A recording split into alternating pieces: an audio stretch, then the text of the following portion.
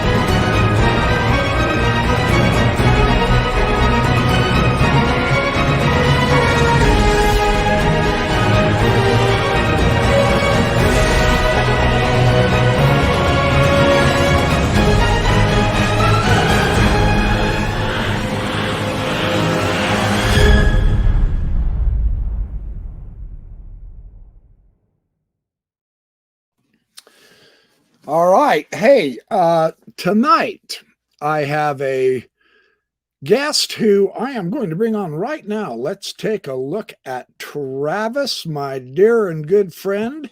Travis, welcome to my show, brother. Say hi to everybody. Aloha, comrades. Good to see everybody. Hey, it looks like we've got some new people in here too. Woohoo! All right, this is awesome. The reason I brought Travis on this show and the reason I asked him to be on the show, number one, he invited me to buy some books by Algis Uzdovnas. And for whatever reason, I did. I bought the one he recommended, and I bought like 4 or 5 others that he didn't, and I've read them all. They're absolutely sensational. And so I realized, wait a minute, this guy has some good ideas, and we have become good friends. We talk on the phone fairly often. He is always sharing something new that he is learning that I honestly thought I had a handle on, and yet he always brings new information in, which is one of the things I love to do in life is learn. So, Travis, why don't you start off by telling us just a little bit about yourself and why and what you like to read. I mean, look at the books behind him, you guys. He is as adept at reading as I am. I have a rival here. Tell us about yourself. Who are you, young man? Well, I've always enjoyed reading. I do a lot of it, and it has nothing to do with my profession. I'm a farmer. I do biodynamic and dry farm methodology, and real kind of holistic style farming. And some of that we will kind of come into play and integrate with some of our discussions. I think we'll find. But ultimately, I like yourself. I was really searching for answers to the inadequacies that were provided by the institution of the church. They're saying your audio is bad. It's crackling. That's kind of what I was saying earlier. Didn't you say you could go to your phone? Yeah, we could try that. Why don't we try that? Can you do that right now? Yeah, we'll go for it. Well, let's try this. How does this? Does that sound a little bit better? No, now it's got a whole. Okay, now talk. Hold it. Now I can't hear you at all. Should I go out of the chat and then come back in? No, that's good. Keep talking for a sec. Keep talking. That's a little better. Is that a little better? I think so. Keep that was, yeah, it cut off the crackles anyway. Okay, maybe I should be a little bit closer. That's a lot better, at least for me. How about the audience? Can you hear him better now? You're going to have to keep. And I might not. Maybe I don't talk loud enough. Should I talk a little bit louder? Is that the problem too? There's still a little crackly. Yeah, Moon Man says it's a little crackly. I can hear it being just a smidgen crackly. Okay. But the volume is better also. Well, Doug Vincent said it's horrible. Well, let's. Can you go to your phone? Yeah, let's kick out and then I'll jump back in from the other. Okay, I'm gonna take you off. Yeah, you kick out and come back in. That'll work. In the meantime, I will tell you something about Travis that just floors me. Every subject, and there's very few people that I've been able to do this with. Most of them have been guests on my show and you people that I talk to in the chat. But whenever I am talking about a subject, it doesn't matter whether it's science or philosophy or history, something with the Book of Mormon or the Book of Abraham or whatever.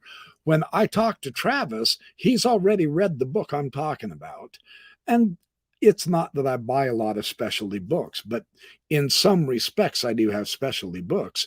And Travis has already read them and he has digested them and he comes up with information that I have not had before, which is really quite surprising and enjoyable to me. We've always had outstanding discussions, so I've enjoyed his time. So let me take a minute to say hi to all of you guys while he's coming back in. Dirt Dart, Moonman55, Elisa Gallian, good to see you. Todd Andrezi, thank you for showing up. Doug Vincent, thank you. Moksha Raver, welcome. Tim Rathbone, how are you? It looks like I saw Dan Vogel earlier. Also, welcome Dan Vogel in the house. Yes, Mark Crispin, of course, you are here as well.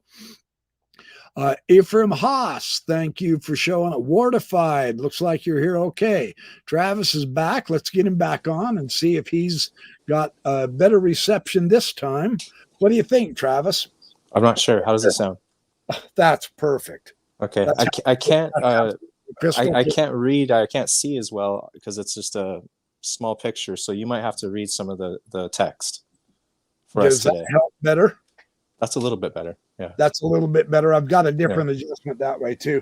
And then what happens is when I put the slides on, yeah, they're all saying it's better too. So awesome, very good. Okay.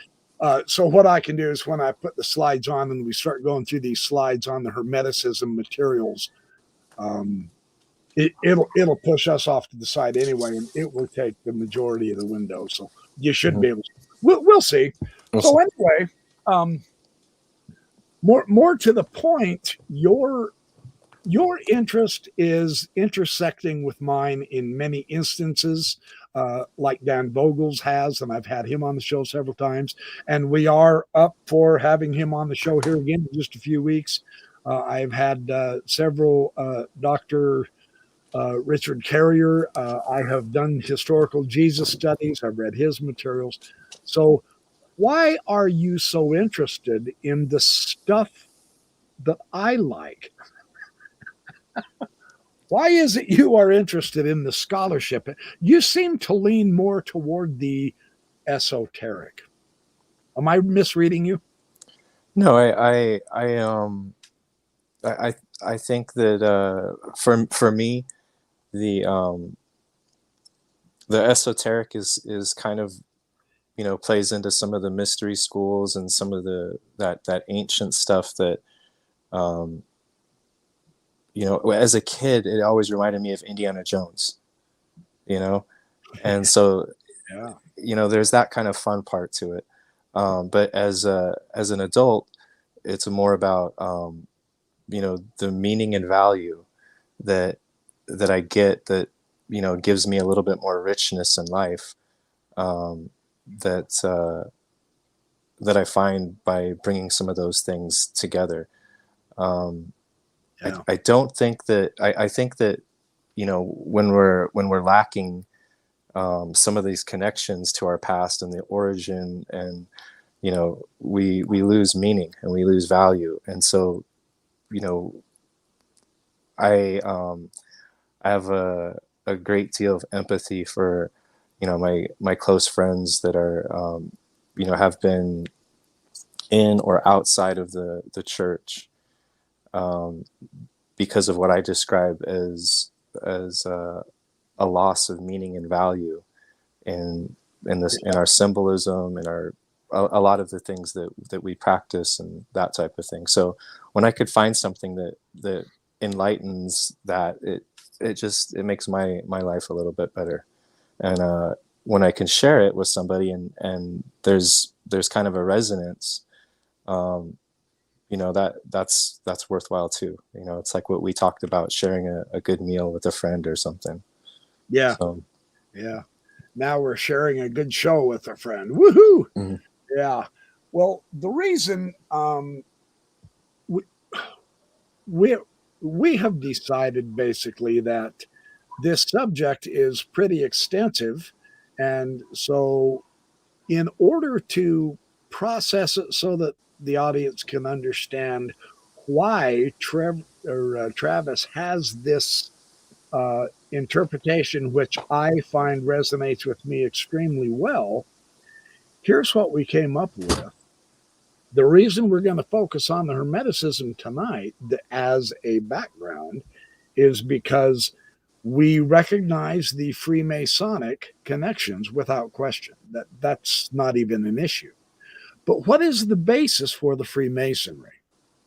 And we know it's the Hermetic, the Greco-Roman Egyptian background of the Hermetic materials. And what is the Kabbalistic basis is going to the Hermetic as well. Now, Travis has shared some materials with me on the Kabbalistic aspect, more or less, the Judeo background, the Jewish background, which is based in Hermeticism also, but with the LDS Temple Endowment. And I was so intrigued, I asked him to come on my show.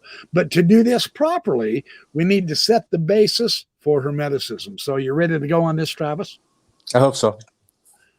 Oh, look at this. Radio Free Mormon, welcome. He even said he likes all the great guests I have on my show. I like your great guests too on your show, RFM. Thank you for showing up. Yes, RFM in the house. Okay, yeah, let's go to this first slide. Yeah, so you can see that fairly easy, can't you, Travis? Not on my phone. You're gonna have to do these reading. I can see pictures, but it's about a half inch. It's all good. Okay, well, sorry about that. Your phone connection is superb for sound, though. So okay.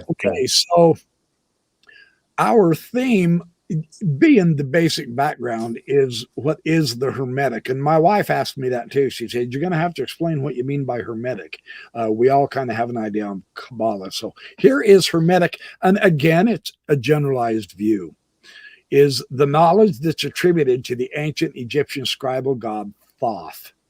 And of course, his connection here, the Greek angle of Thoth, the second picture there from the left, the ibis-headed guy.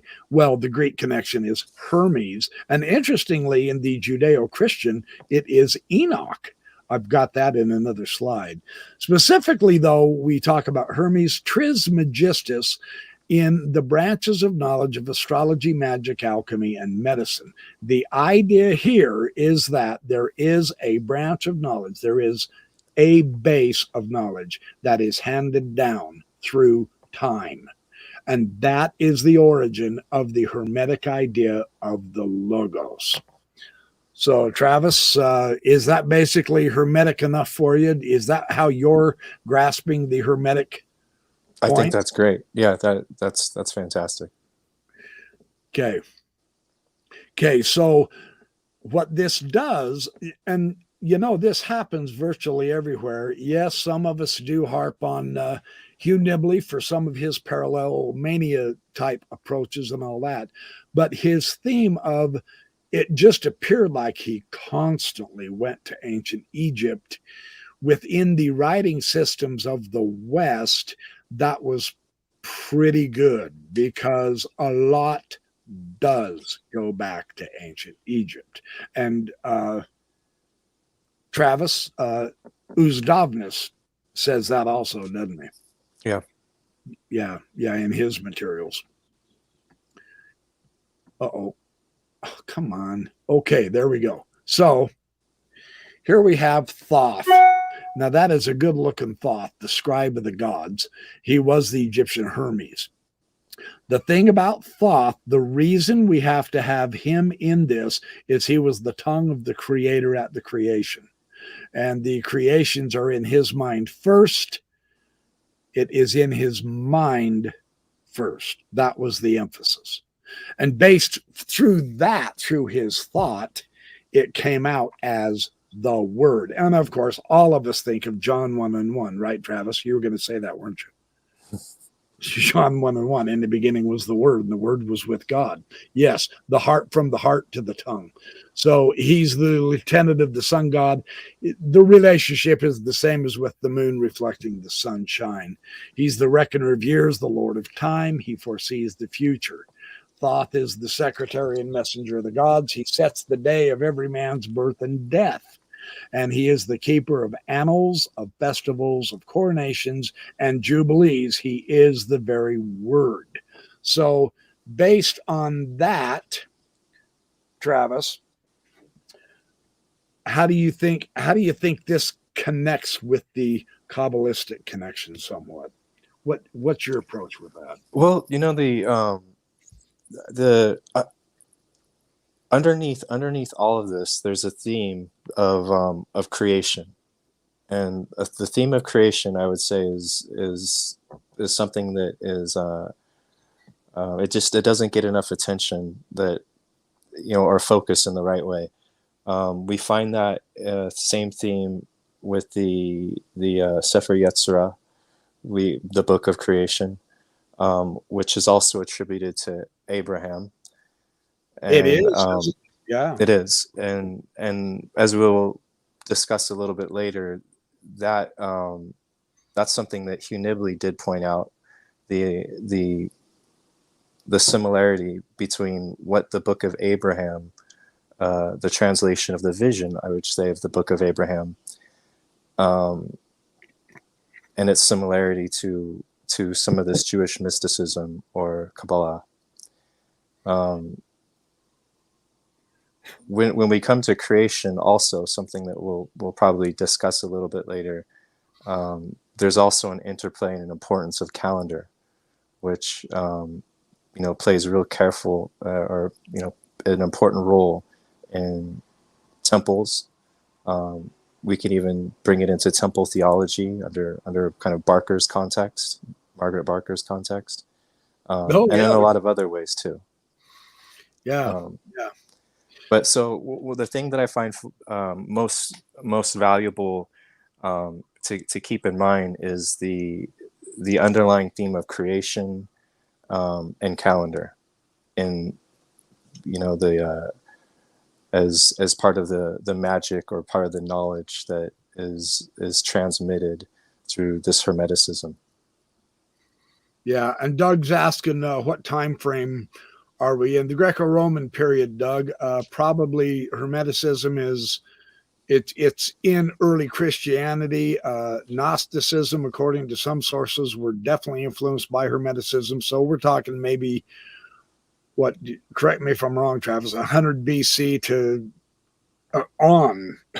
It might even be earlier than that, but yeah, it comes all the way through early Christianity, and it goes underground during the Dark Ages. Actually, what it did is it hopped over to Arabia.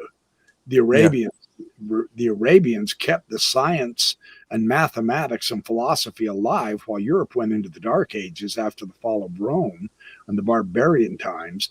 And then through the Renaissance, interestingly enough, it just happened to be the Hermetic materials that they had refound, and Marcinio Ficino had these translated, and that's what caused that flowering forth with the Hermetic materials, interestingly enough.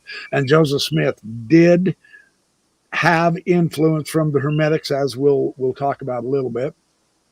So this was Thoth, and now on this one, it's kind of really cool mystical art on the right, and yet the symbolism is there. That notice that purple caduceus in line with the interlocking circles, the 6 interlocking circles with the 7th in the center, and the horned sun disk symbolized up above. That's kind of cool. And then the pyramids, of course, and then Thoth standing there. Yes, what they offer is a layout of the cosmos. Maps, basically, the philosophy of reality, which was recorded on the emerald tablet, and that's that green tablet there in the bottom middle. Now, the emerald tablet, the Tabula Smaragdina, is a very, very famous, is probably the oldest religious cryptic text written on stone. And these are where all of the secrets, the amazing paradox with this emerald tablet, is all of the secrets are revealed of the universe, but they're revealed in such a way that you don't have a clue that they're revealed.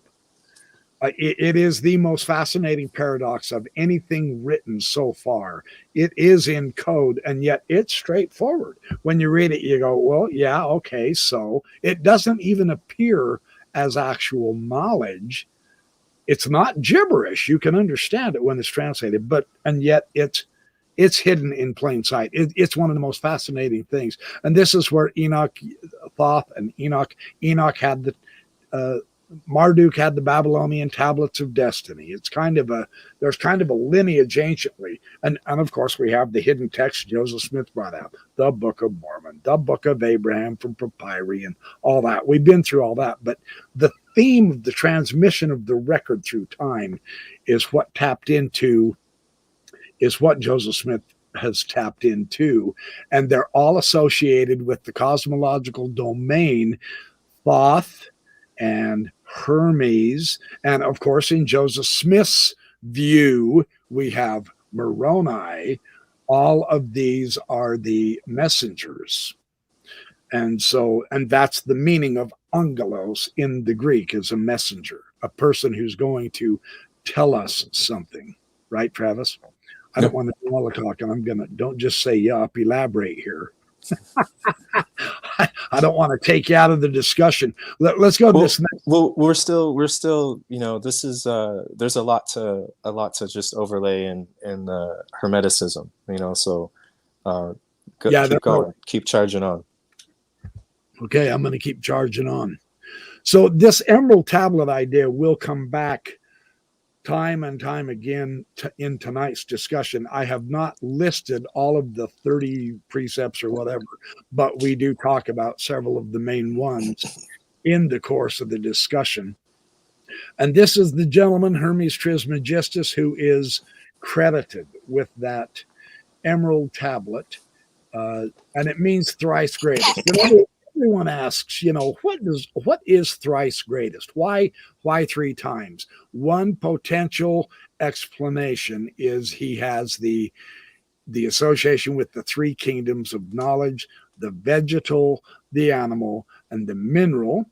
Another explanation that I have read was he is the prophet, priest, and king. So there again is this threefold division. And of course, in antiquity, 3 is a huge number for sacredness. It's really impressive how often 3 shows up everywhere, and including in our modern particle physics, believe it or not.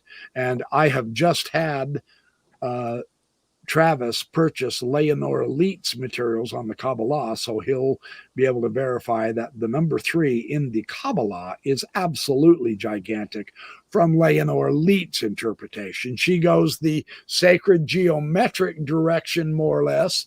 This is why Hermes is spinning that basketball-looking ball on his finger. No, he's not being a Harlem Globetrotter. That is the earth. And then, of course, the alchemy is the operation of the sun. There's number 1. Again, this tripartite division. Number 2 is astrology, the operation of the stars. And number 3 is theurgy, the operation of the gods.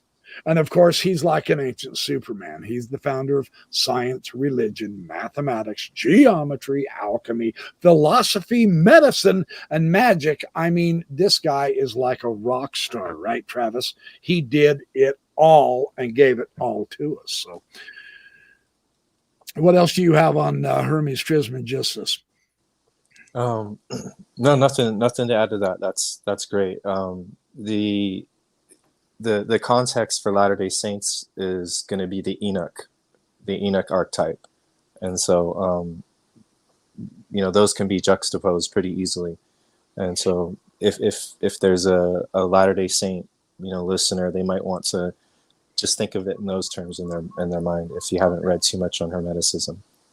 Express more that connection with Enoch that you're getting at. When you bring Enoch in, why Enoch and not, say, someone else? Well, from we'll just say, just from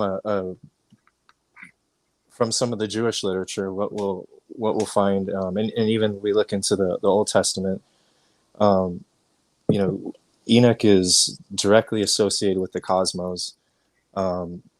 He's associated with the first temple, in a sense, which is different from anything that the first Adam was associated with, maybe more of altar, something of that nature.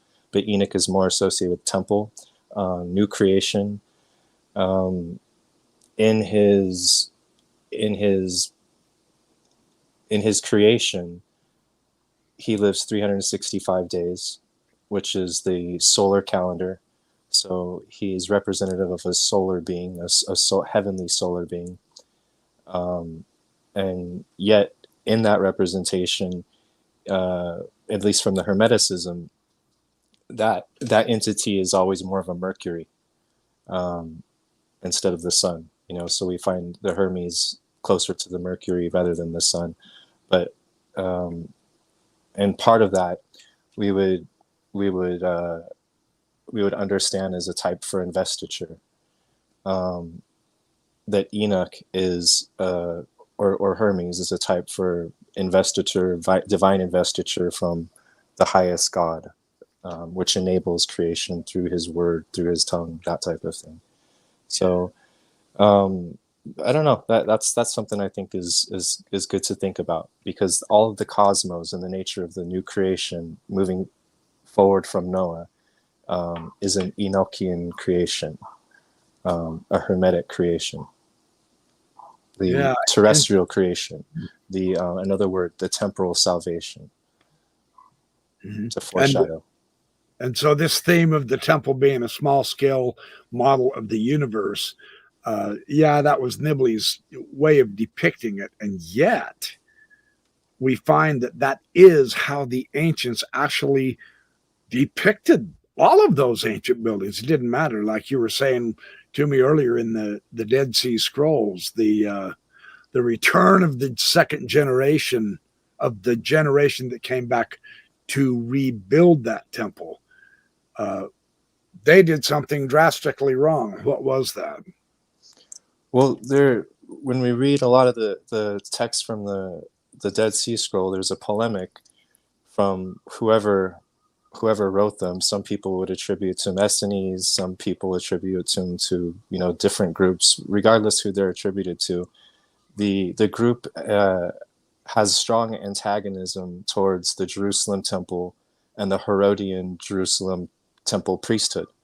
That whole institution is considered corrupt and apostate. And the interesting reason why is it's seemingly benign, but it's not. The interesting reason why that they're so antagonistic, the Dead Sea Scrolls peoples are, against the Jerusalem temple, is because of a changing of the calendar. You think, why would they do that? Why would be so mad over, changing a calendar or dates or something like that? But anciently, the temple and all its festivals, feasts, its sacrifices, all of those were strictly observed by calendar. And so by changing something, it symbolizes a change in the whole system.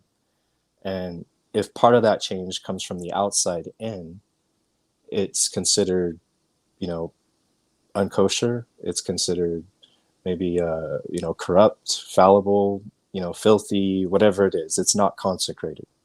Right. And so when we look at the conflict in that early, that Second Temple period, even to the later portion of the Second Temple period before the temple was destroyed, we get to understand a little bit more by understanding the significance of, how that calendar plays, and what we will find the creation story and things like that, how those play into the purity of the temple offering. Maybe we're going off on a tangent there, but we might be a little bit, but it'll introduce us into one of our later shows. We will go into the detail to show you the explicit details of that calendar situation. It's just interesting that in the Dead Sea Scrolls, the calendar of the Enoch texts was one of the books that came through more or less. The Greek Enoch, not so much, but the calendrical, the Aramaic, the Hebrew Enoch was the later one, but now we found the old Slavonic, all kinds of fun stuff. But I just wanted to add that we have very interesting contexts from across the ancient world, really, that play into this Hermetic theme. And the Hermetic theme is one of the overarching great ones. And this is just to briefly orient us to the theology in the sacred book of Hermes Trismegistus to Asclepius. He was one of his students. And he says, you will recognize all things are in one, and the one embraces all. This is the essence of alchemy. And so you go, well, alchemy, that's voodoo science, that's woo-woo, that's bunk. Hold on, wait. From a modern literalist perspective, yes, but is that what the ancient alchemists were thinking? No. Here was their theme. And when I discovered this, I began to pick up an interest in studying the ancient mysteries a little bit better here. The alchemy is to bring the opposites together, everything into one great big whole. In ancient Egyptian, the bringing of Re and Osiris, light and dark, upper and lower worlds, together for an eternal and perfect existence, because what we have here, interestingly now, is, and that whole was a one eternal round. And that is why I put this picture in here, is because, and then over on the lower right of that picture, you see, I just had enough space to show the woman holding the moon. There's a gentleman across from her holding the moon. And then over on the left, you have the guy in the center. Then over on the left, you have the same thing, a man holding the sun. And the guy I had to cut off was holding the sun also. So the cosmological sun, moon, and stars, the one eternal round, the three pillars of the world, the heavens, the earth, and the underworld, was a gigantic theme in all of the ancient religions. I mean, this is the on key of the ancient, was it Sumerians, Babylonians? I can't remember which one. I'm going to show my great ignorance here, but the on key literally meant the link between the heaven and the earth. That is the theme we're talking about, is that link. And that is what the word religion is supposed to mean, a linking back two. We are a part of the whole. But this is the many ancient philosophy thing. So did I elaborate that fairly well? What do you have to say about that? Yeah, that's good. The another thing too is someone might ask, well, to the ancients, why was some of this important? Was there a tangible, reason why somebody would, just need this knowledge? Yeah. And the answer, for me at least, there's a number of reasons, but particularly with kingship. If somebody's going to govern, they need to be able to understand the agriculture cycles. They need to be able to understand the cycles of husbandry, flocks and these kinds of things, and they need to be able to identify all the optimums. If they're able to do this, then they're going to be able to produce surplus growth, civilization. If all civilizations need a staple. If they have a staple crop, usually that allows for the civilization to expand into other kinds of artisans and works and things like that. So the knowledge of being able to bring the light of the heavens, the stars, the moon, the sun, to come down and bear upon the earth and the life upon earth is this kind of creation knowledge.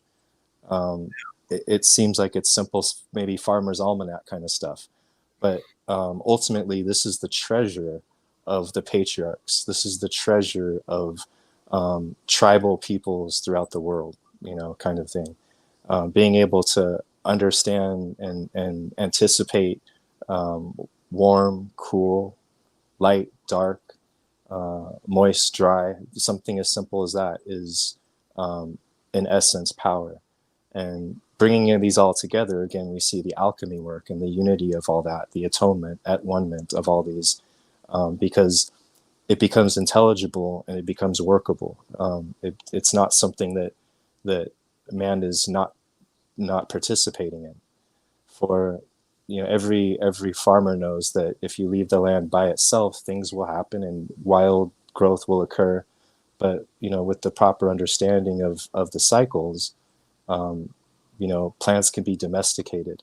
They can be trained to produce more seed or more leaf or more flower. Or, animals can become more productive. All these kinds of things fall into play with this kind of knowledge. Yeah, the wet dry involves the soil, not in a symbolic way, but in a literal way.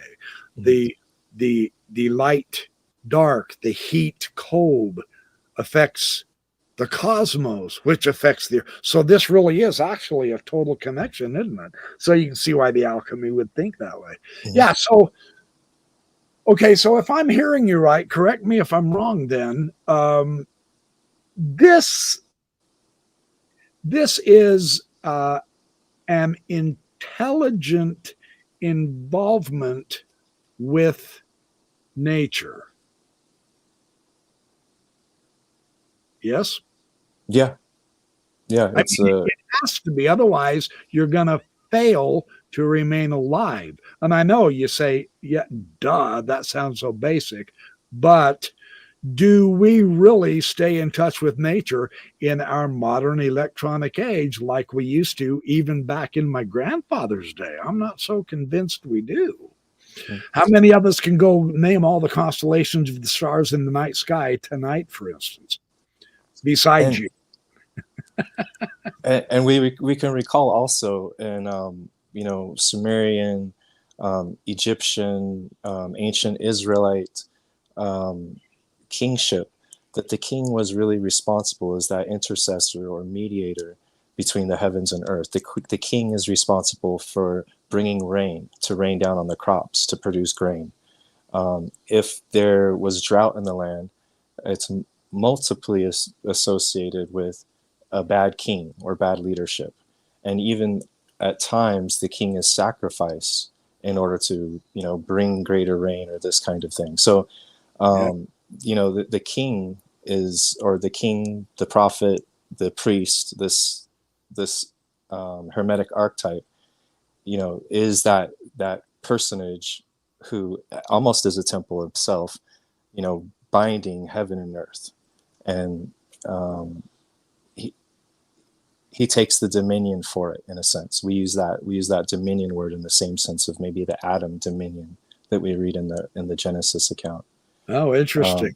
Yeah. And so, and that's a living bond. Now, not only living with us humans, with the sky and the earth, but living in the sense of the plants, the animals, the seeds.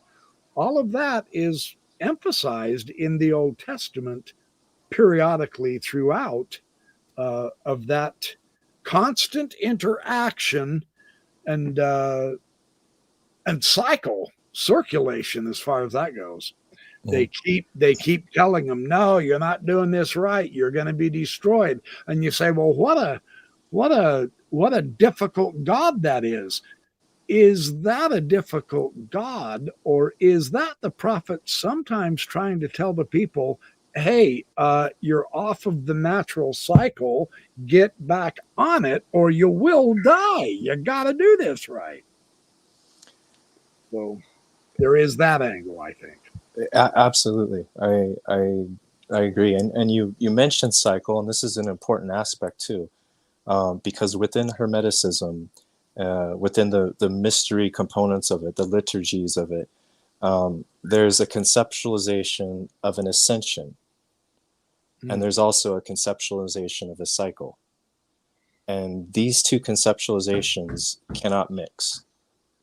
At some point, you have to pick one or the other.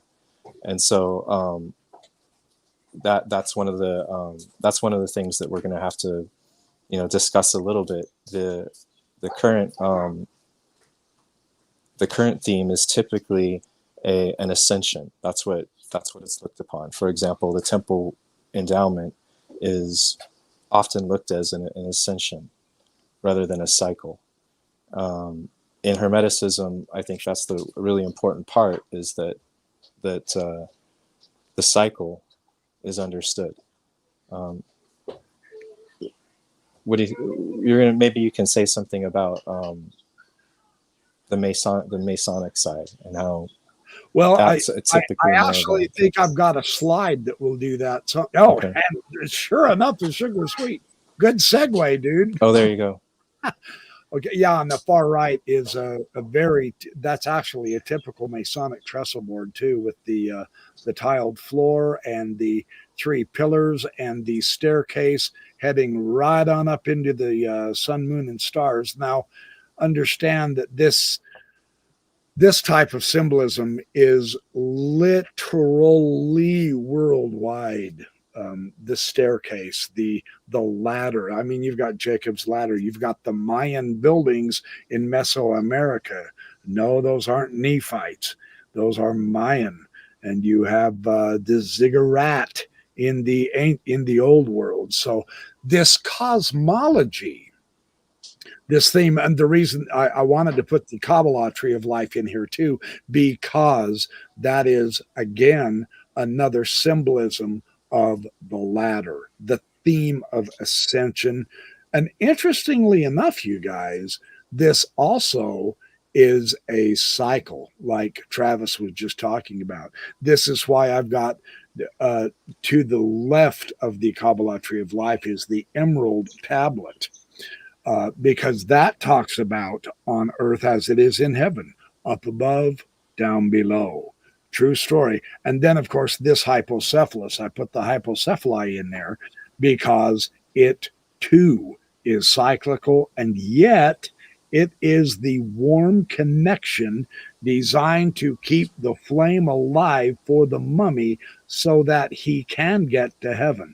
We always seem, no matter where we go, whether in time or in place, to have these basics. If you don't get the basics, then you don't get all the details. So this went back to the beginning.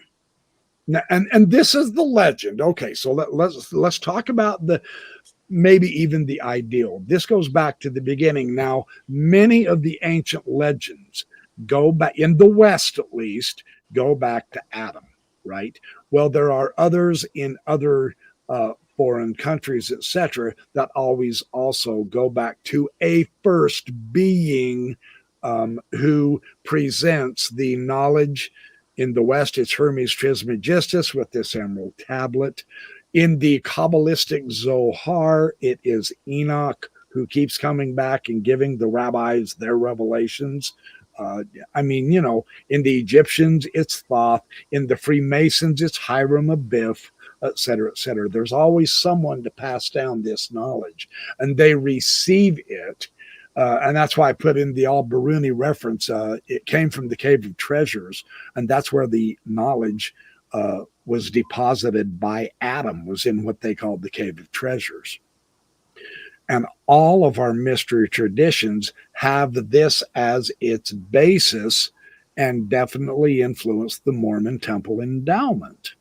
And that was the point of this slide. So what do you think, Travis?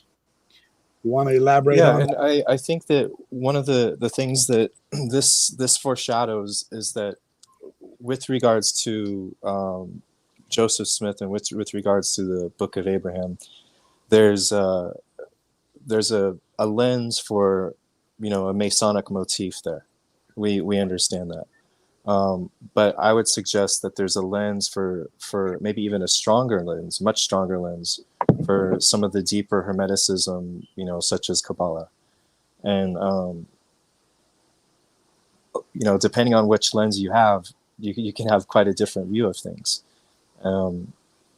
What I would suggest is that Joseph viewed all of his stuff, all of his revelation, his interpretation, through more of a Kabbalistic lens than through a Freemasonic lens. I think it can be demonstrated, you know, quite a bit in a lot of different areas. The difficulty is that the reader would have to be able to tease out, you know, what's different from Masonry and what's different from Kabbalah under the umbrella of Hermeticism.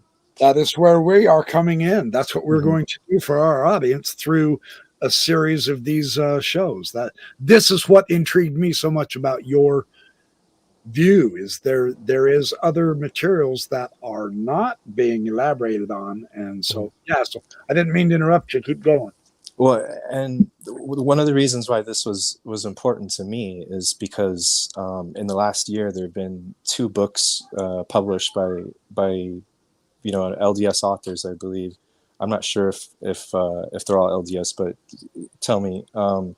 The Method Infinite, you know, which we've gone over quite a bit on the show, with Bruno Litsursky and Swick, and then alongside that is Jeffrey Bradshaw's, you know, Freemasonry and the Origins of the Temple. Both of them published this past year, 2022. But one of the things is they make strong arguments, and they show a lot of data that links Joseph Smith to Masonry, when I'm saying the link is actually not to Masonry. I see it more of a Hermeticism, even going beyond that, more of a Kabbalah. And so if one is not careful, then, you know, you just see the surface of that. And to make an illustration, I think Joseph Smith was very aware of this situation. He was aware of the deeper parts of Hermeticism beyond Masonry. And it's one of the reasons why there's a presentation of literally reaching through Masonic emblems in order to grasp something of a higher truth. There's a presentation of that, and that is, to me, it's telling. It's an instructive telling thing.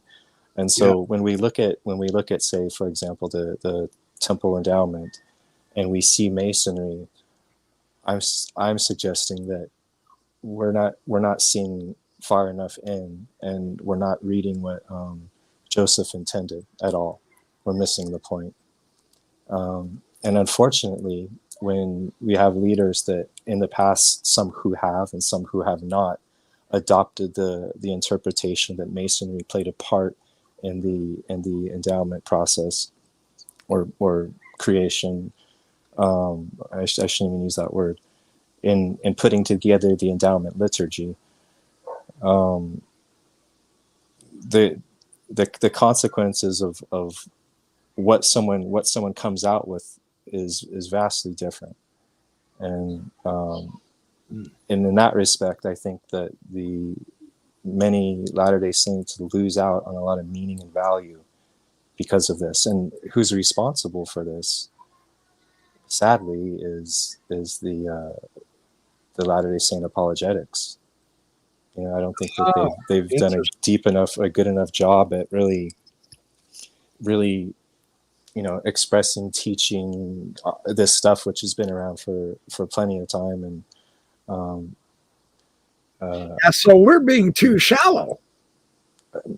Maybe I shouldn't say that, but I think that we can go deeper. Well, I did. You know? I'll take the heat. I said it. We're being too shallow. Or maybe I can put it a little bit more charitably. There are deeper dives that we very can and very properly ought to be attempting to get into, which is where you and I are coming in. That's why we're doing this show somewhat. Does that sound clear? Yeah. And you know, consider the theme of Zion and the creation.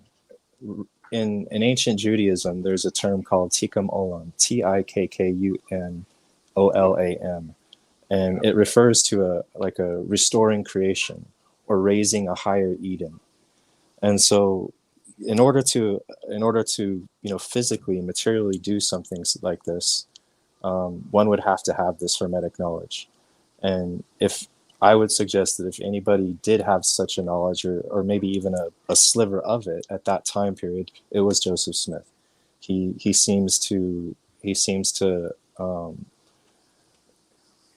dial all the archetypes in correctly, whether we like it or not. That's, you know, and this is away from some of, you know, maybe the more controversial aspects of his personality or his history or something like that. Just straight consistency with the Hermeticism, the same kind of thing that authors like Harold Bloom recognized. If Gershom Scholem was around, he probably would have said the same thing about of Joseph Smith and a number of other authors. We both have read, you know, folks like Lance Owens, Hugh Nibley, you know, his work. And I just held this one up, The Refiner's Fire by Brooks. Yeah, he's definitely in line with what you're saying here. And so what we find, though, is what's interesting as a Latter-day Saint is in the end, we have authors like Hugh Nibley who are saying Joseph Smith's Kabbalah, and then we have authors like you know, maybe Jeffrey Bradshaw and the crew who wrote the Method Infinite. No, Joseph Smith is more Masonic. Those are incompatible. They're incompatible conceptualizations, because particularly because one's an ascension motif and the other one's a cycle motif, and those we can get into a little bit later. But at some point, the discussion has to be had. You know, which way does as a Latter-day Saint, which lens does a Latter-day Saint use to look at this temple endowment? Yeah, and there is, and like you're saying, there's a lot of background to get into this. So here we go. Let me go to this next slide. Now, this one is important to me because I've had this discussion with a few people. I just want to broach the subject at this point. It doesn't matter, both Egypt and Greece, two completely different nationalities and country. Thoth and Hermes, they were the Psychopomp and the Psychogogus who conducted spirits from the upper world to the lower and from the lower world to the upper. What this did, these were the symbolic embodied representations of that link between the worlds. And this is one of the keys to the ancient Egyptian hypocephaly, because the way they are created. Now, I'm getting this not from Hugh Nibley and not from Michael Dennis Rhodes and not from John Gee or Kerry Mulstein. I'm getting this from the Egyptologist Thomas Mekis. And I will be getting his book on the hypocephaly for Christmas this year. So I'm very excited about that. But I have research of his. He and I are exchanging information. And he has described how the hypocephaly is concerning the different worlds. And so I also wanted to include the Navajo sand paintings. This was shocking to me when it dawned on me that this worldwide motif really does exist. It's not in just our imaginations. The Navajo also have their mythologies, their ideologies. This particular sand painting is elaborated on by Joseph Campbell in his Inner Reaches of Outer Space. Beautifully so, where the young messengers travel from the lower world to the upper to receive some kind of a token or an important bit of knowledge that they then have to come back down the axis mundi and save the earth with. This type of thinking is what the Emerald Tablet is attempting to do. As above, so below. It is in the ancient Indian civilizations with their shamans following the lead of Mircea Eliade, so on and so forth. So what we're getting here is there is more to it than just our earth.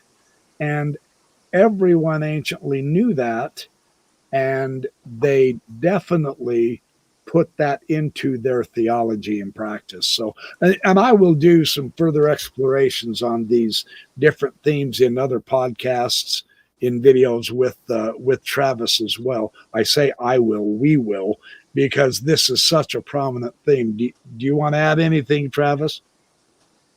No. That's I think that is important to recognize the universality of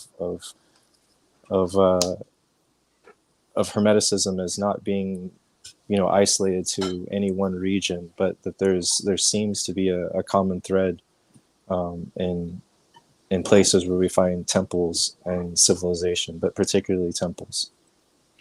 Yeah, it just seemed temples were just, look, whether we accept it or not nowadays, temples have been a part of pretty much most of the ancient high civilizations all the way through humanity for the last 6,000 years. That's just how we are. Because I think we're trying to, because we look up. And when you look up, that cosmos, that Milky Way band of stars, it just blows your mind. It's a fascinating meditation. They didn't have television to distract them. They didn't have computers to instruct them like we're doing tonight. Distract them more than instruct them. Now, this is a fascinating idea here. You'll notice the figure seated on the right. He's got a Capri beetle for a face. And you go, man, that's gross. That's weird. The symbol here is absolutely spectacular, however. Let's understand this Hermetic Egyptian Capri principle. First, it's in our mind. We are an intelligence. And this is the Hermetic principle. This is the Egyptians. They said, we do have an intelligence. Let's use it. And this comes, of course, from Plato and Plotinus. And what we're doing is we're seeking a unity with God, following the course of nature. And the way this is occurring is through the returning with the new year. And this renewal, this procession, is not an annihilation, but it is a changing. Death is not the end. They never thought that in Egypt. They said it is a change, but not an end. So there's a restoration. The form has changed. The Capri principle of the sun god Re, he's changing hourly, and yet he remains constant, complete, and he shares the entire universe. And this is the variation of this cycle that Travis was talking about. You have the day, then you have the night. Well, when the sun sets, that is not the annihilation of the sun, but it's gone at nighttime. You don't see it. It's gone. So you may think it's an annihilation. Well, for 12 hours, it's in what they call the duat, the underworld. But it isn't annihilated because there is a sunrise. You see how they get that symbolism. And then, of course, the wet, the dry. And what this did is it gives us the three pillar foundations: upper world, middle earth, and underworld. So Tolkien had it right when he mentioned Middle Earth in his wonderful stories. Absolutely. And this is the same thing. They put it in with the doctrine of man. This is how we became a tripartite being with the spirit, the soul, and the body. So that's basically the theme of this Capri principle. The dung beetle used to roll around the little balls of dung, and it looked like they've got him pictured. You can see this upper picture here with the sun. It looks like a Kesmet playing board, and then there's a circle over on the left of that beetle. Now that is a king's cartouche. That is a king's name. Both of these are king cartouches. I used to be able to read a little Egyptian. I'm not quite sure what he said. That looks like an ibis there, and then that's the meshet. This is the windpipe, and then the beetle. I honestly don't. It's been a while. I'm rusty, but anyway. So this is the idea. What do you think, Travis? Yeah, we see this also kind of move through into the ancient Israelite festivals, particularly with Yom Kippur, the Day of Atonement, whereby the high priest enters into the Holy of Holies once a year. And what a number of scholars say is that the high priest goes into the Holy of Holies for a number of reasons, but one is to reconstitute and purify the creation. Within there is the ark. It's a symbolic earth, reconstituting the atmosphere within the Holy of Holies, the intermingling the light, the dark, the warm, the cool, all these different aspects, and then coming out when it's finished is symbolic of kind of the high priest emerging into a new creation. So we see this Hermeticism play into, say, even Yom Kippur. Mm-hmm. Yeah, that reminds me of Margaret Barker's yes, Cosmic Covenant. I believe is the title. That's Robert Murray. Margaret Barker's is Creation. She wrote a book on creation, and then also hers is The Gate of Heaven. We'll go in that one too. Oh yeah. That was a good one. Well, I've got this photocopied. This it's in the Ecologist for January 2000. The Book of Enoch and Cosmic Sin, the great oath which binds the forces of the creation through our wickedness. Yeah. There you go. Yeah, that's the Cosmic Covenant. And that's Murray, right? This is Barker's. Yeah, that's Robert Murray, and this is Barker's that's Creation. Barker's Creation. Yeah, and then I've got Murray, Father Robert Murray, right? Mm-hmm. Yeah, I've got his article out of the Ecologist, the same issue, January 2000, on talking about the Cosmic Covenant. So you've got the books. I've just read the articles. See, that's what I'm saying, folks. Travis is always ahead of me by one or two steps. That's why we're good friends, because I love talking to him. He's teaching me more than I ever imagined I was going to learn. So, yeah. So this idea, well, let me ask your opinion, Travis. Would I be overstepping my bounds if I was to propose as a hypothesis that we are dealing with a living cosmos? Yeah, I think that's a good term to use. It kind of gets mystical woo-woo somewhat. Some people, they get uncomfortable with it. Why do you suppose that is? I don't know. I recently read an article just this on it was by some scholars, some LDS scholars, and it was about the Book of Abraham and the astronomy in it. The astronomy in it. The complaint was that it's a geocentric astronomy, and if Abraham or Joseph or any of these people were in knowledge, they would understand that the Earth is not the center of the universe. I've heard that argument a number of times, but as just an illustration, the geocentric model is itself a tool.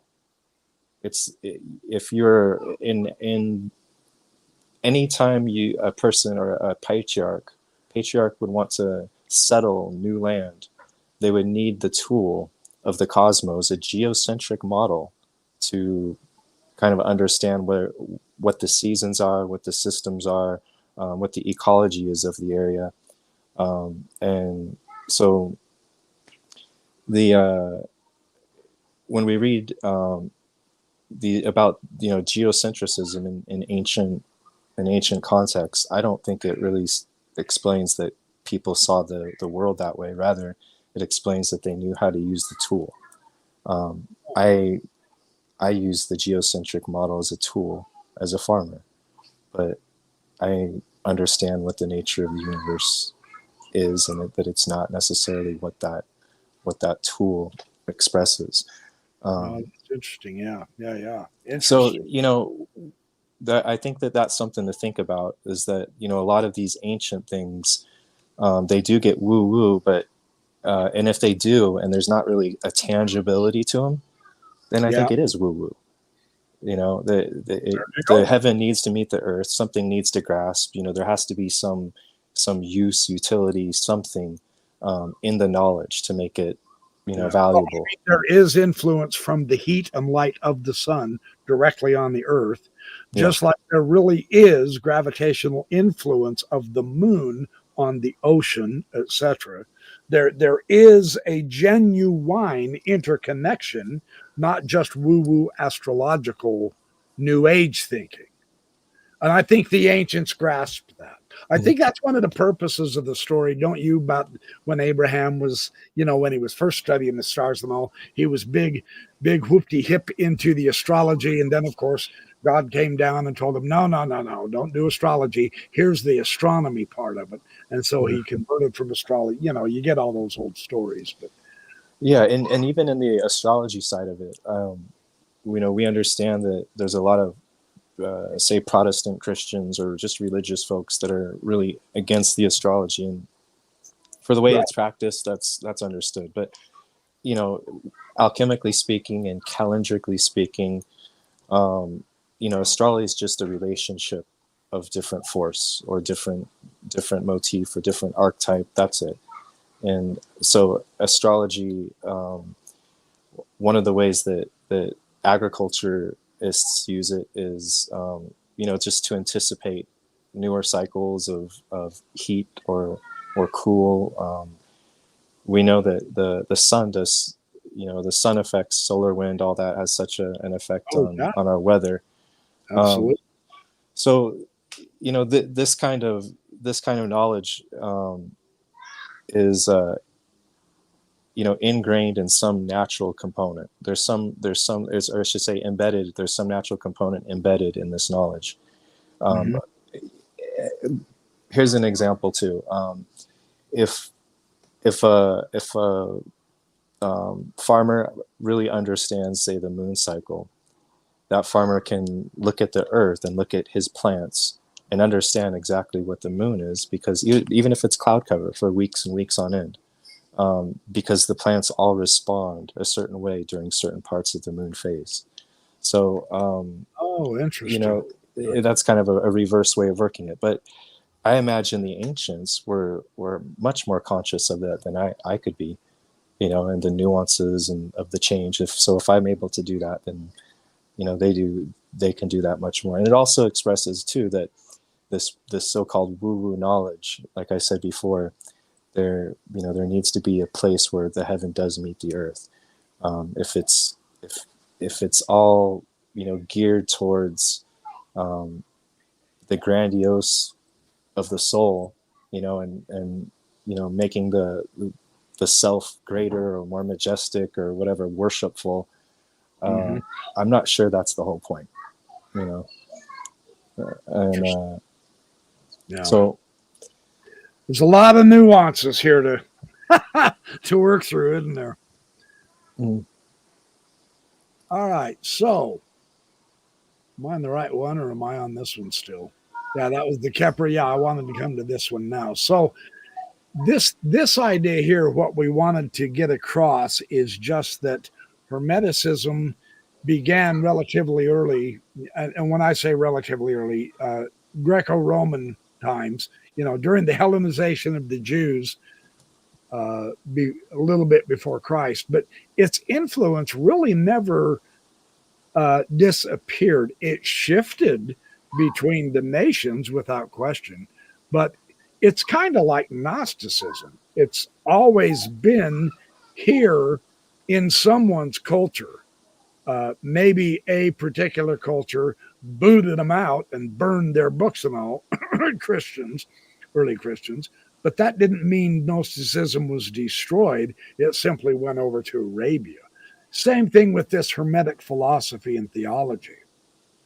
But the scholarship does say Gnosticism was absolutely infected with this Hermetic materials, and Kabbalah ideas were also. And this went from Jesus's day through the medieval ages into our own day, including, and that's why I put that circle above the Jesus figure and the Mary and the king there in that circular figure. Now that's a Kabbalistic diagram, but this presentation of the actual symbolism itself in a circle that gives us the basis of the cycle, a cosmological cycle with various pieces, parts, and yet you combine all of those pieces, parts into one eternal round, and we see just visually, without even having to read the Hebrew and the Latin and the English on this, we see this theme of the many becoming the one. There is only one full circle here, the diagram, the overarching one. And yet there's many thousands of parts. Yeah. See, they created their symbolism to reflect this kind of a thinking. So I thought that was kind of fun to share with you. And on this one too. Now, here we are getting into some of the basis of the Hermetic influence and doctrine on Joseph Smith's very unique and interesting doctrines that he took from his environment, not necessarily by revelation, but it was in his environment. It had to have been because Hermeticism did not disappear in early America. And that is that there is no destruction, only change. The theme, the palingenesis, the rebirth, this hope of redemption, they all had it in Joseph Smith's day. This is the yearning of all mankind. They called this the prima materia, or the materia prima. What this was in the Hermetic materials, and Travis, you can correct me and elaborate on this if I've got this wrong, this divine spirit theme, this original primal matter is where the universe came from, and that is what we are, body and spirit. The alchemists symbolized it with this gentleman on that orb with the dragon, and he is holding the Freemasonic square and compass. It's the rebus, the double-headed person. Some interpret that saying looking to the past and the future. Others say, well, no, that's male and female combined into one androgyne, which originally Adam and Eve were supposed to have been created like that, etc. So tell us your view on this, Travis. Yeah, this plays a little bit into the figure of the Adam Kadmon. Oh yeah, the Kabbalah. Yeah. The cosmic man, of course. And very good. There, one of the things I explain the concept to my children in this way because it's it makes it easier just to imagine and to visually picture. But imagine like on a planet like Mars, to lay down, the archetypal perfect human body, perfect human figure and lay that body down on the naked planet to rest, and that from that, the decomposition of that body, a small atmosphere would be created, and that would, spark life for other creatures, and it is as if the key of all creation is all composed of that single man. And so laying that body, that sacrifice to the earth or to Mars or whatever, is the equivalent of setting a seed, a perfect seed on a space rock, and letting creation evolve from that in 5.6 billion years or however long it takes.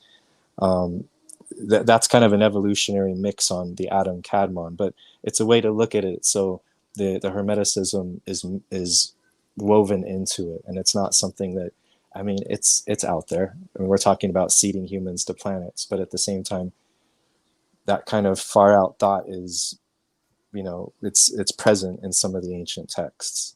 And it seems that Joseph might have been alluding to that too a little bit, with the idea that there are many worlds and many creations and, many mansions, that kind of thing. And that was in Joseph Smith's Pearl of Great Price, but now we know he really truly could have gotten that. I believe, I better get this right, my audience will slap me. Thomas Dick, I believe, had this plurality of worlds theme. I believe it was him. Wouldn't have been Adam Clark. He was more the Bible commentator. I think Thomas Dick was more the philosopher, the many worlds idea. Anyway, so yeah. Now, this doesn't, correct me if I'm wrong, I'm going to go out on a limb here and then you elaborate. I don't think just because Joseph Smith took it from his environment that it damns him of prophetic ability, of being a good religious leader. Would I be out of line by saying that? I don't know. I personally would say, I think that from what I gather, he had some remarkable experience, and how we interpret that experience or those experiences is a whole different conversation. But what I see is that from whatever experiences, whatever was planted into his soul, it gave him a key or a map with which to view everything else. And so that's why maybe we see him. He's seeing things in his natural environment, based on this fixation of his visions. And so, when I read the history, that kind of idea just makes more sense to me than he, pieced different things together in the environment and pulled it all together. That, to me, there's too much unity and there's consistency in what he did. There's too much, too many of the archetypes fit, and for him to have pieced it together. And so I do think he used his environment in the same way maybe a shaman, uses totem, whereby a shaman may touch a sword, and whether the sword just be made 5 minutes ago or 5,000 years ago, he's got a story about it, and some mythology about it. Yeah, and maybe it's true. This particular god, but maybe it is. Maybe it is an ancient artifact, and he is, feeling that and resonating. To me, that's all too much speculation, and it's fun to talk about, but that's it's not really that relevant. But it's I do think that there's enough there to at least say that whatever experience he had, it traumatized him to the extent that he was fixated, and he saw in his environment those themes that he had envisioned. They were always relating to something else and triggering off of his environment. Interesting. It's just a different way, but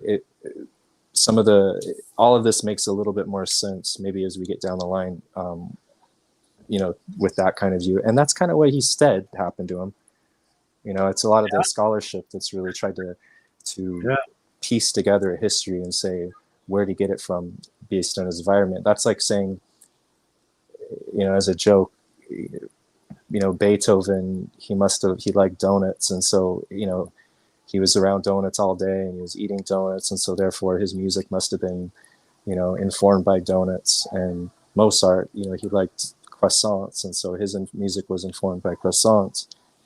Just because they were in his environment and he, participated all the time, I don't see an immediate, connection. I do see, however, that Joseph did use Masonry as a tool, as even a strategy.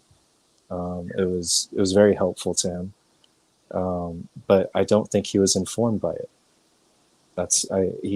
Especially with the temple, because his conceptualization of the temple, I would argue, begins as early as, say, section 59 in the Doctrine and Covenants. I would say 59, then section 89, and then finally 109 is where you put those three together. And that, to me, is much more representative of the temple than, some of the other stuff that scholars kind of focus on. And I want to tell our audience, you heard him right. He did say D&C 89. We've had some wonderful talks. That's the word of wisdom. We will elaborate on that in ways that's going to blow you away.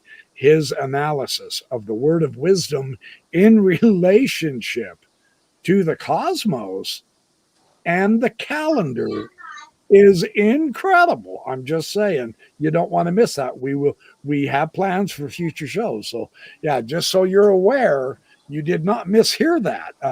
Travis has really rocked my world describing his research into this, and we will be sharing that with you.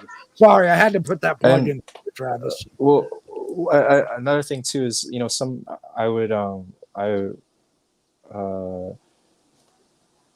we maybe, Backyard Professor, you can also discuss this with the audience, that we've these topics that we're going to be bringing up, they're not just kind of out of thin air. They're supported and substantiated by texts. The texts are reputable scholars and not kind of new agey stuff or anything like that. Fundamentally so. Yeah, no, we're talking actual scholarship here. Truly. Yeah. Yeah. Good point. Because I think sometimes how close Hermeticism piggybacks with New Age, puts a different flavor on it for different audiences. It does. Yeah, it's like the way the New Age has bastardized the use of the tarot cards. Yeah. To the point of stupid ridiculous. And so nobody takes the themes of the tarot cards, but they are very Hermetic and Kabbalistic, remarkably so, with a symbolism, which means they're pointing to something beyond. And we concretize the metaphor in our organized religions too much. And so they say, oh, well, playing cards, those are of the devil. I don't buy that noise. It's because you're literalizing it, for Pete's sake. So yeah. And that's another discussion. We can get into that. I mean, there's boatloads of stuff with this Hermetic stuff. So let me move on to this next one, unless you had something else you wanted to throw in there. Okay. Let's take a look at now. This one I wanted to bring out just as a cultural context. And I'm well aware that Hugh Nibley is the one that brought this out, but he is not the only one. I'm just saying. So let's understand this. This is not an attempted Mormonization of the classical Greek or the ancient Egyptian. This really is a bona fide, again, this gets back to this world motif. And the reason I picked the Egyptian hypocephaly and the Greek shield of Achilles is because Egypt and Greece, Thoth and Hermes, have been put together through the scholarship. What these do is they give us the symbolism of embracing the whole of life.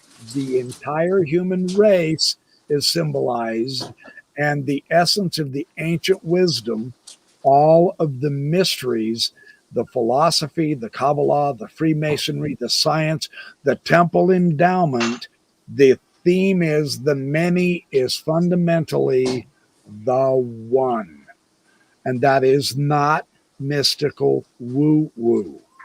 That is ancient wisdom. So this was the purpose of this particular slide. But fascinatingly enough, now this was out of Hugh Nibley's posthumous publication, The One Eternal Round. Now, Trevor, you've read that one, haven't you? Yeah, I have the One Eternal Round. Yeah. You said you were a Nibley reader. I personally thought that if we can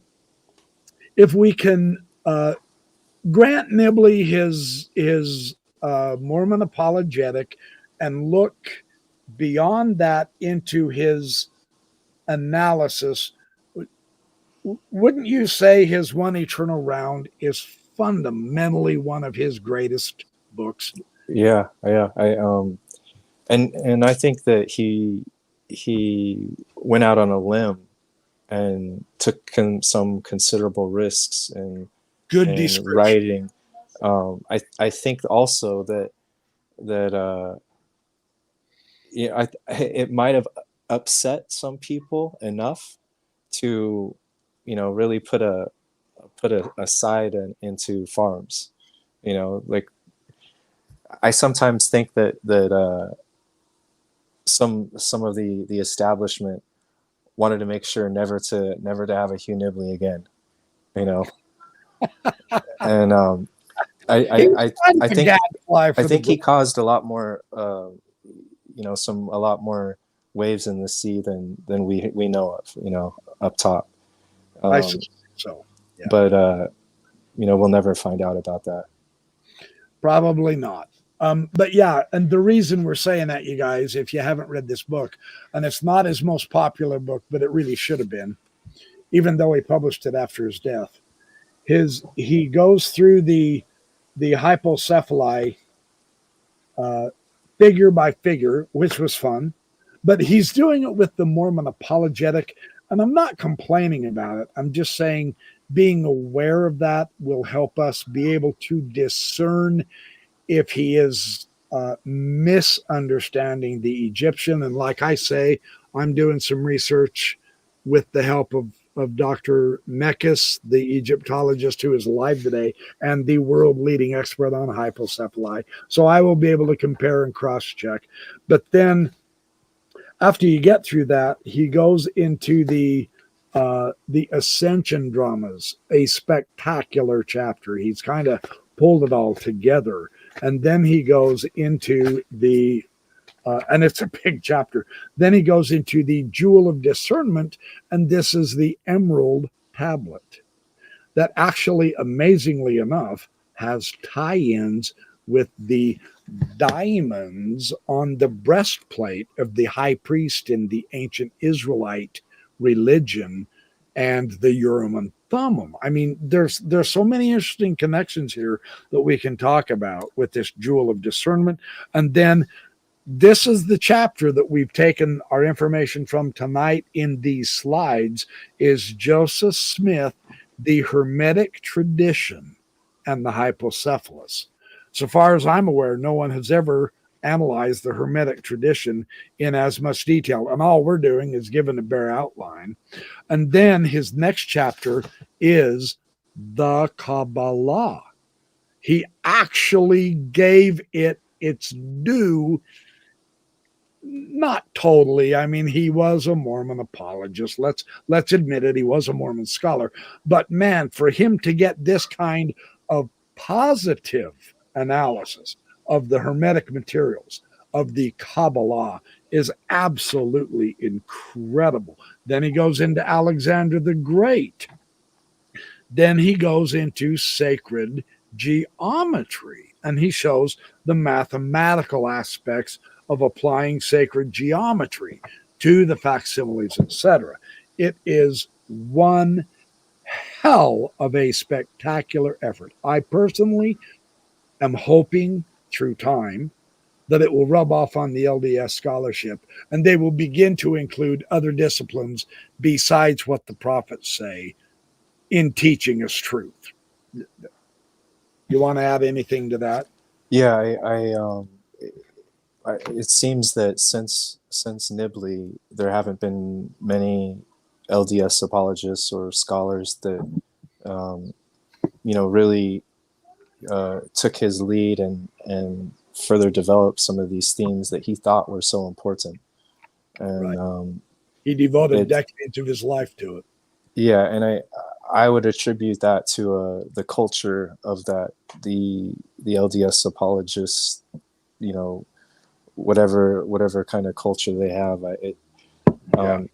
From the outside looking in, sometimes it feels like those guys are kind of self-serving, and the rest of us in the congregation are, we're of no importance to the scholarship, anything like that. Because ultimately, I think one of their obligations and responsibilities is to bring forth new knowledge, new material, new feast, new meaning, new value, things that bring us new insight, give us more meaning to live with. And they failed. I think there needs to be a lot of work. Well, you and I are going to kind of pick up a little bit of that slack somewhat. So I do hope, like you said, I do hope that maybe some scholars will look at this and take a second, gander and say, this is worth looking at, because as it is right now, you and I are going to do that somewhere in our series. Truly. Okay. I mean, we've got the next 15 years to work together and produce fabulous podcasts. We're going to. So, yeah, mm-hmm. I've already wrestled Travis into doing this with me, because these are some of my favorite themes, and I'm finding out that they're his too. So he's almost stuck with me. I feel his pain, but he'll get over it. Okay, let's jump on and finally.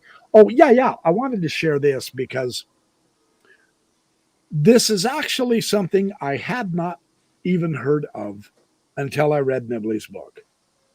And now I see it in a lot of places. And so, it takes a Nibley to give us something really cool. The Tablet of Cebes. Now, I'm going to pronounce this Cebes, Cebes. I'm not sure if I'm pronouncing that right. I hope I am. I may not be. I'll confess that. This is about the pilgrimage of humanity through life. Now, it was a symbol. It was a drawing. It was a chart. It was a diagram that showed up in the 1500s. It's like a hologram, a theatricum of the whole world. And what it is it consists of concentric circles. And it went through many translations and editions, but the cosmos and all of humanity is divided into the underworld, the middle world, and the heaven. That's why you have the three different concentric rings. It's very similar to a temple layout, and that's what's so interesting. We have the universal quadrate and the up and down for the ascension motive, all in one symbol, which is fantastic. The ultimate reward is the embrace and the crown one receives at the very top from the figure who is on the throne from the height. And this tablet of Cebes was very popular in the Middle Ages. And that's why I thought the whole structure of this thing, you can't help, not because it's Mormon, but you can't help but think of the hypocephalus when you talk about and see the various depictions of this tablet of Cebes. So again, this archetype of not only ascension, but revolution, the cosmos tie in with the earth, etc. This is throughout the ages of the world. So, and do you want to add to that, Travis? No, that's good. That's just another one of those little things that you go, oh, hey, how cotton picking cool is that? Whoops, sorry, I hit the dictionary. It was covered.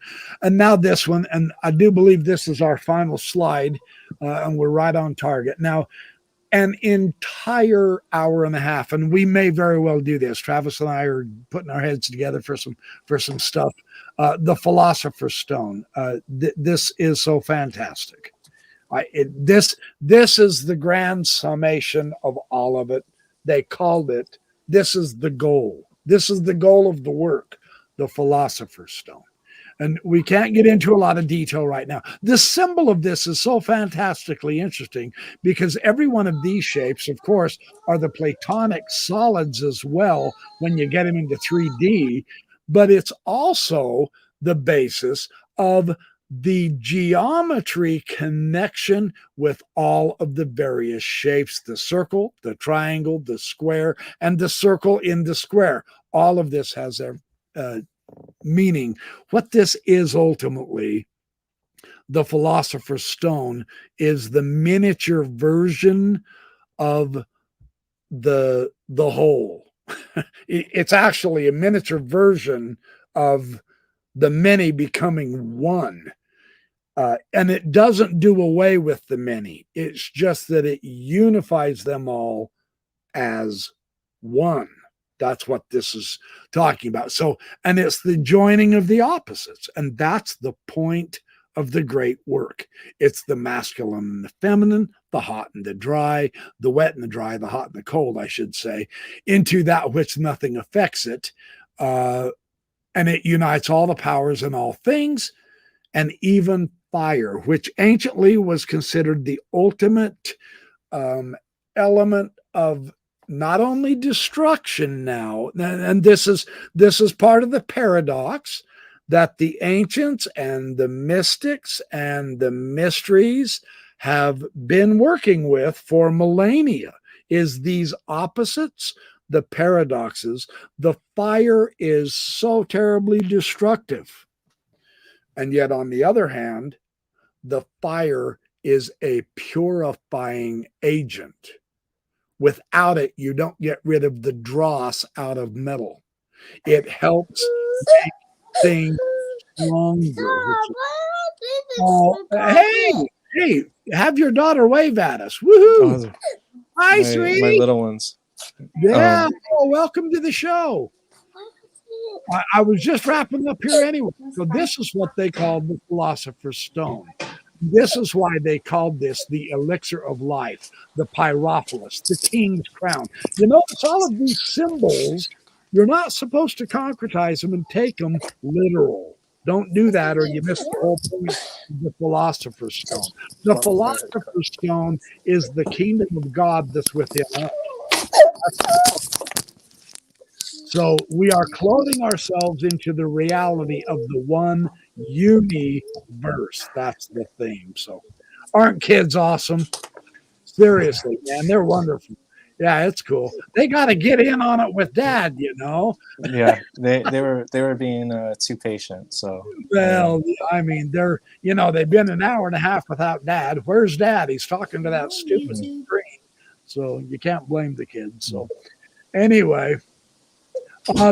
You want to share your closing thoughts? We're at an hour and a half. We can. Yeah, I think that just where I'm coming from this is that Joseph was clued into calendar and to creation and to some of these Hermetic themes a lot more than we've given credit to. And that the current scholarship that we've been offered is insufficient, and that if we look at some of these things a little bit closer, whether or not the institution is all it claims to be, we will find that there's a lot of meaning and a lot of value that can be had. In this kind of symbolism and in these portrayals, these presentations. Yeah. And so as we move forward, I hope that we'll also get into understanding how really important it is that this hermetic connection between heaven and earth, the cosmos and this planet, are corresponding to one another in a like healthy way, because ultimately that's what the temple is supposed to represent. And all of our laws on how we treat the environment, how we go about with our food supply, and all these things transmit from these first archetypes, these first values. And so when they're off, everything else is off. Putting these things back into place a little bit is a form of restoration. And it doesn't, there's different ways to do it, but it's definitely a conversation that needs to be had. Well, and you and I will have it further also. Mm-hmm. And thanks to all my comrades in the chat. Aloha, comrades. Love you, and I will. I'll see you soon. All right. Hey, thank you, Travis. Appreciate it. We're gonna call it good and head out too. So thank you all for coming. We will be doing more together. Travis's knowledge is simply mind-boggling to me. He's like Dan Vogel. He just keeps right on. He's like Charlie Harrell and Richard Carrier and several of my former guests, all of my guests, Bruno and Latursky. They just keep going on, and it's incredible. It's mind-boggling. I love it. This is why I got into this, so that I could have such a great time learning with others and learning from others. So, all right, you guys, we will catch you next week. I have news. Heads up. I've got Colby Townsend coming on this coming Thursday. Yes, Colby Townsend. He is a double PhD student.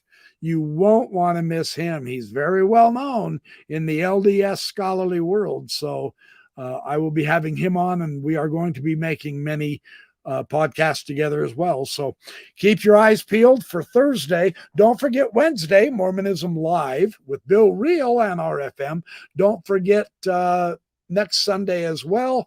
Oh crap, next Sunday's Christmas. Ooh, maybe I'll do a Christmas special on Christmas Day. Who knows? We'll see how I'm feeling. So anyway, Thursday for sure with Colby Townsend, and I will be doing a lot with him too. So love all you guys. You're awesome. Thanks for being such a spectacular audience. I will see you soon.